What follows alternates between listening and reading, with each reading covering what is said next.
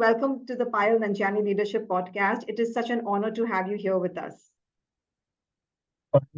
It's a great honor to be here, and I truly believe in these conversations, which periodically which help me a lot in my previous journey to scale, to learn new things, get the insights from different leaders. So I'm super excited to be here and looking forward for our conversation today.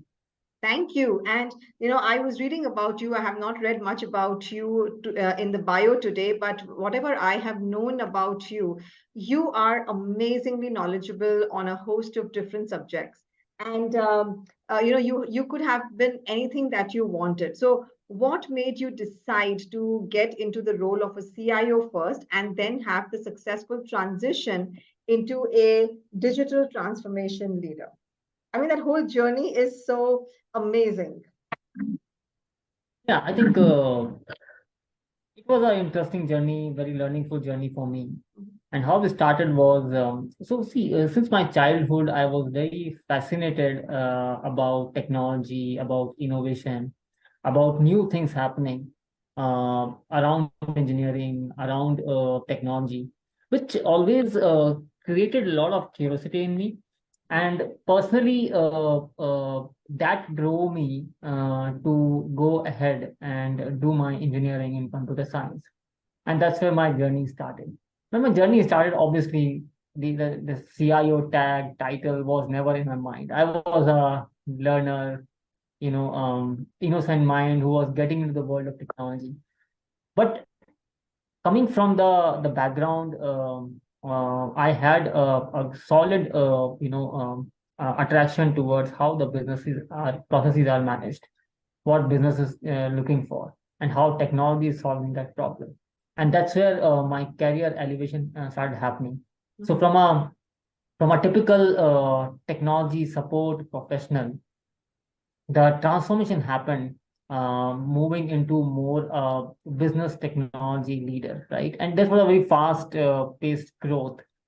Very lucky to have a few of the really good organizations, mentors, bosses with whom I worked. I moved quickly onto CIO role, started my career from a typical technologist, and then quickly moved into managerial roles. And by the age of 27, I took up the CIO role with a multinational and started managing the large portfolio for them, and then drove a lot many transformation programs. And then I never looked back. It was all you know slowly and steadily, organically. Every leader is known for certain good side of success stories. So I was getting a good hands-on experience on culture, on setting up the team, on running up the large digital transformation charters for organization. I was extremely comfortable with the business landscape. So that fusion of business aspirations, technology priorities, and where the industry is moving, bringing all together, I was trying to create the future of work in most of the places, future of experience in most of the places. I think that was the journey which excited me. So if you ask me, the potential always excites me, which is behind the technology and business outcomes, right? So you create experiences. I always wanted to be a part of the career journey, which helps me to achieve some purpose, do something for society, do something for mankind. And if you see my entire career journey, I tried getting myself associated with the organization who have a clear purpose, and where I can go and with a purpose and support those larger and big cause, which helps us to live a better life. Okay. So you said at the age of 27, you had become the CIO. So I've read about you, you've been the youngest CIO. So how does it feel when you are at that age getting the early success in life? Yeah. See, though my maturity at technology deployment was very high, but at that age, if you talk about personal life, it was like very, very exciting. I did a lot of things which I was not able to do before. Mhm. But if you see professionally, things were like changed dramatically for me. I think I attained the the leadership maturity Mhm. pretty quick in terms of how to work on strategy, how to work on financial fitness, how to work with people, how to establish a culture, how to lead the large team, how to lead the large organization and represent them outside in the outside world. It was like a very good experience, but very challenging, right? Because certain things, you comes with a required year of experience, Yeah, and yeah. suddenly I was given a baton to run a CIO role, which was like a very very high visibility, high impact role. It Mhm. was like break or make, and the responsibility was pretty large and complex. But yeah, I think what made me successful there was my strength around culture and people, right? And I'm a very strong believer that if you can manage people and culture, technology will come to your way, Mhm. right? Because end of the day, it's human who implement, deploy, and learn about technology. So I think that's where I was very lucky in terms of getting those, very precious lessons learned at early stage of my life. And if you see throughout my career journey, that has been a solid principle which I follow. Apart from that, I think uh, when we talk about these CXO roles, those are not easier to manage. Yeah. They have a lot of expectations, and as you go on top, the different dimensions and different topics comes into picture which you need to take care. I think that's where the entire scenario and situation I went through and learned hard way. But yeah, the early success and gave me a lot of confidence, a lot of motivation to Wow. scale up. And since then, I have been shifting to different CIO roles or digital transformation roles, which helped me to construct and drive the entire journey. So, like you said, Kamal, that there is a lot of expectation when you are in a C-suite role. With that expectation, plus the age, young age, like you said, how did you balance like the family life and the work front? Is that something you could touch base on? That's very important. Right. Uh, See, one thing we always take for granted is your mental health, Oh right? yeah. Yeah, and that's something we should never compromise. Hmm. Because strong mind, strong mental health helps you to go a long way. And Hmm. this is where I think I kept focus. So I'm basically a spiritual guy, by nature and by my core foundations, coming from a typically traditional family, joint family background. So Hmm. I kept my roots grounded. I made sure that there is a good amount of balance. Work is work, but you also have a other world, which is like most important and on a high priority. So I made a fine balance, and that's my always message to my team members also, or my family, my friends also. Work hard, but don't forget that you have a personal life, right, which Yeah. you'll take care of, Yeah. and that helps you to keep you mentally fit, and that gives you a newer way, more dimensions to think and act on your professional life. Without having that right personal life, you cannot expect that you will do wonders in your professional life. Because then the mind is diverted, and there are other complexities which arises.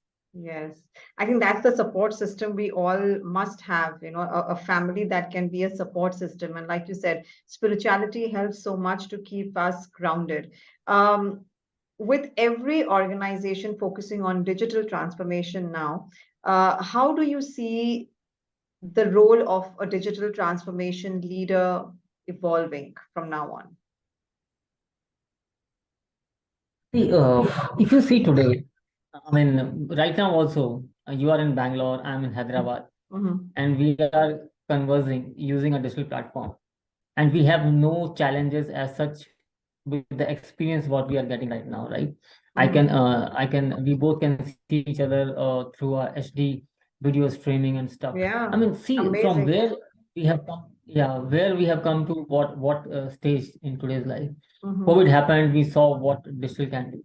So I think the digital transformation or the digital domain as such is very dynamic field. It is going to already has changed, but in coming days also it is going to change the entire fabric of a society where we are living today, Mhm. right? Um, it's all driving the new perspective around experiences. Whether you talk about employee experience, whether you talk about customer experience, you talk about any stakeholder experience, the touch points are becoming very important. They are more now data driven, more Yeah, personalized, yeah, and the expectation of consumer is going like top notch. The moment you start thinking about solution, customer also start thinking two steps ahead of you. So you yeah. have to be relevant in the game, right?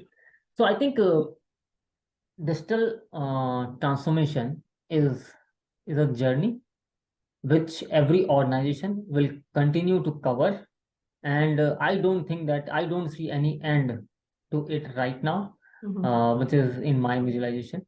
This is going to be a big topic which any technology leader would be slipping with, and will be creating a lot of changes, bringing a lot of innovations into the entire ecosystem.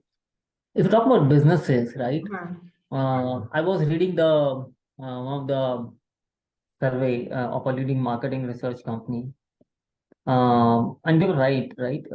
If as an organization you are not adopting Mhm. digital transformation, after 3 years you would be irrelevant in the market, right? Mhm. And their prediction is around 35% of the organization are seriously lagging behind that on the data what they surveyed, which is Hmm. like truth.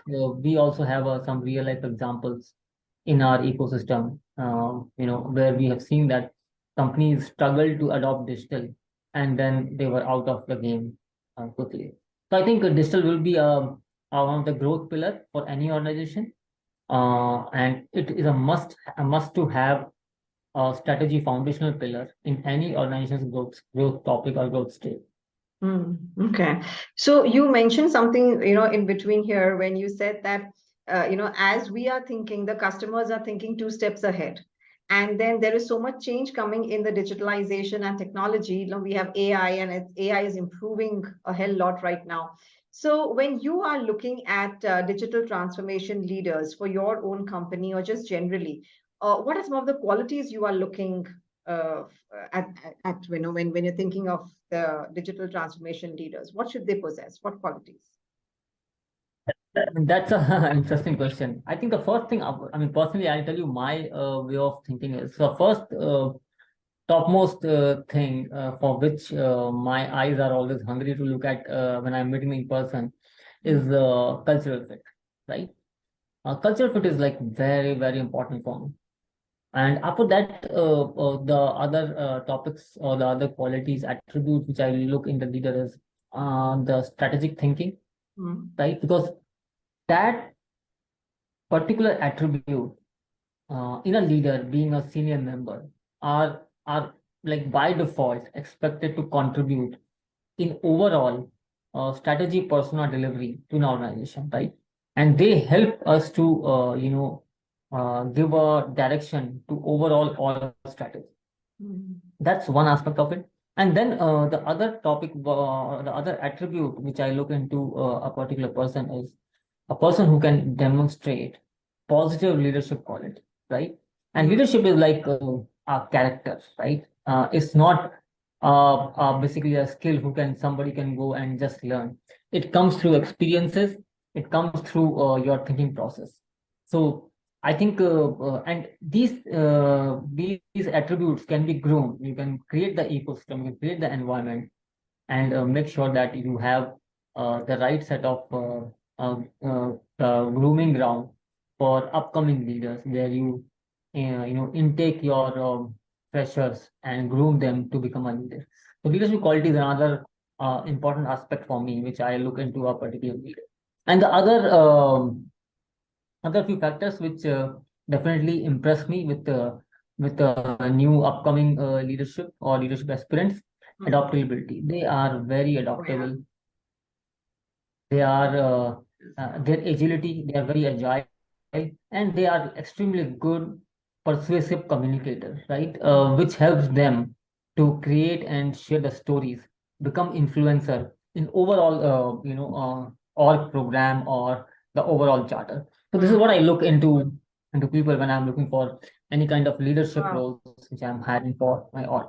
You also spoke about culture, right? Yeah. And technology on one side and culture on the other side. How are you integrating them, or what is it in your mind when you think about culture in the organization? Uh, it's very these are my personal views about how to look at the cultural aspect. See, Hmm. when you are implementing, adopting any technology, technology is all about change. Whenever Hmm. you bring or upscale or you implement new technology, you bring the new or you re-engineer your overall processes on top of your technology layer. You are trying to implement change, and when you are implementing change, your culture becomes very important. That's one aspect of it. Then who is going to implement a change? It's obviously people. And how you are giving them a cohesive work environment, a cohesive org. Hmm. And generally, what happens is, if you look at the successful organizations who are like setting up the benchmark, who are creating the new stories, they all have a very vibrant culture, very Hmm. open culture, a culture where people go and feel comfortable. So my thought process is, while creating a culture, you are creating a very positive ecosystem, not Wow. ecosystem, right? Wow, that's So fantastic. yeah, so that's where Ecosystem, not the ecosystem. yeah, that's where you will be able to drive those changes and implement them thoroughly. And I've always believed, and in fact, practitioner I became later, but earlier I was a part of the person or the ecosystem who consumed that culture's positive traits, and that's why Mhm. you see me. I was able to get and grab those opportunities. So there Wow. is definitely a huge cultural element, which is one of the reason why I got those opportunities. It was not just by luck; it was also due to a positive culture which inspired. So I always believe thoroughly that when you are developing a culture, create a positive ecosystem, not ecosystem, which helps Wow. you to Love go that. long way. That's so well put, Kamal. Now, with your number of years of experience, what would you say are your, two to three top lessons of success, which could also act as advice for our listeners? So the first thing is, I'm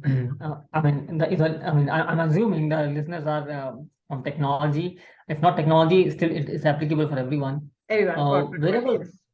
yeah, wherever we work, I think is the most important and critical part is to understand the business, right? Mhm. We have to, get closure to business, and that's where we start becoming more and more relevant. And the moment we start becoming relevant, we will be able to generate more outcomes which are creating high impact.